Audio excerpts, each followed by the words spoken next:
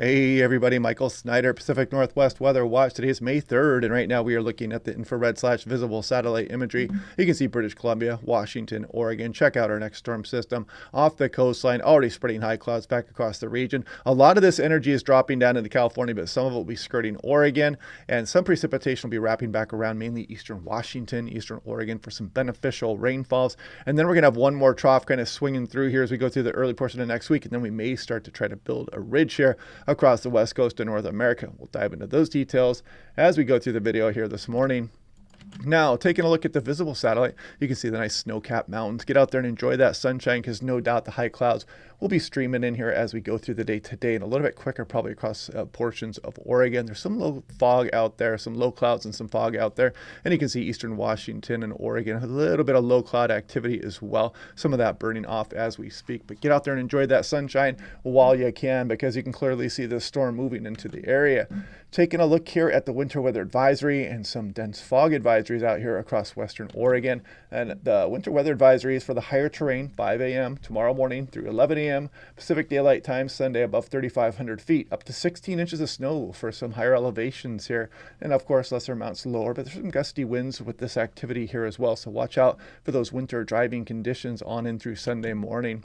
And take a look at Spokane here, talking about 67 today, 71 on Saturday, and then dropping way back down. Look at those temperatures, very chilly, 47 on Sunday. Some areas might drop by 25 degrees on the day Sunday with some measurable precipitation, some very beneficial rainfall. Nice graphic here from the National Weather Service, Spokane, Washington. So if we take a look here at Pendleton, this is for eastern Oregon as well as some of the Cascades. You can see 4 to 10 inches along the upper east slopes of the Oregon Cascades, above 4,000 feet, and mainly along the crest passes of the Cascades. So elsewhere you got light snow, less than 2 inches generally speaking on US 97 around Bend, for example. But watch out, there's some winter driving conditions, pretty chilly upper level low moving across the area, and again all the way on in through Sunday morning. Now taking a look at Idaho, Panhandle, and Montana, this is a beneficial rainmaker here, and some snow for the higher elevations. 5 to 6,000 feet will be the snow levels here, and difficult mountain pass travel, but again, wetting rain, very beneficial. Now taking a look at the day 2 thunderstorm outlook, it does include some portions of southwest Oregon, and again, this is for tomorrow, Saturday, as that system is traversing down into Oregon and California. So let's back this up to current, and we'll take a look at the storm system. You can see it off the coastline here. This is this afternoon. There's tonight. Here we go on into Saturday morning, or Saturday late morning, afternoon, and you can see this low pivot across the west coast of North America. And we continue to deal with some of this troughing as we go through Monday afternoon. By the time we get in towards Tuesday afternoon, though, you can see the ridge building off the coastline here, and we're going to start to ramp up the temperatures as we go through next week. Check it out. Nice ridge there as we head into the mid portion of May coming up here.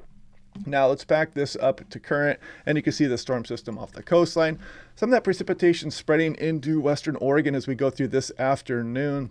And you can see it kind of pivots and doesn't really reach southwest BC that much, and just kind of a line right across Tacoma, Washington there, as again, a lot of this energy is diving south. But there is going to be some nice wraparound moisture as we go through the day Sunday. Check it out. You can see all this precipitation here. Beneficial rainfall for the farmers out there. Not good for dust devil chasing, no doubt. And then we're going to have that trough continue as we go on in through Monday afternoon. You can see some convergence zone potential here, and then we start to clear out and we start to warm up as we go through the end of next week. Now taking a look at 850 millibars, I just want to kind of show you this. This kind of shows you the temperature anomaly at 5,000 feet. There goes that storm. A lot of that energy into California. We deal with this troughing as we go through Tuesday, but by the time we get towards Wednesday, you can clearly see the ridge out over the Pacific Ocean starting to build along the west coast of North America. And if we back this up to current, check it out. 70 degrees for Seattle today. Can we get there?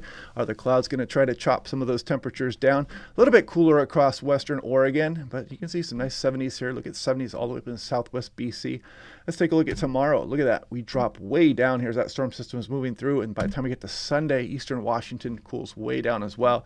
Again, with some precipitation wrapping around back across this low out of the southeast and east, bringing that precipitation here. And you can see Seattle very chilly out there, kind of a raw day on Sunday for many locations.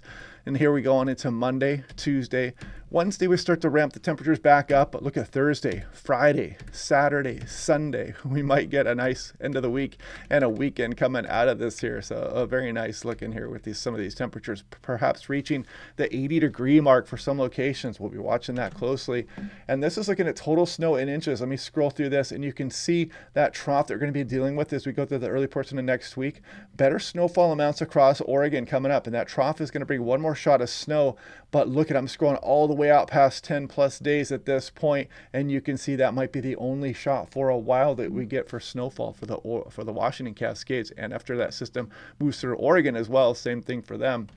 Now, taking a look at wind heights. So we're getting out of the winter months here. So, the wave action has been much lessened along the coastal areas, but you can see this next trough as we go through early next week might bring a bump temporarily in some of the wave action here. But for the most part, the big waves of the winter season are for the most part done. However, there is a deep low across some of the Aleutian Islands, way off into the extended there.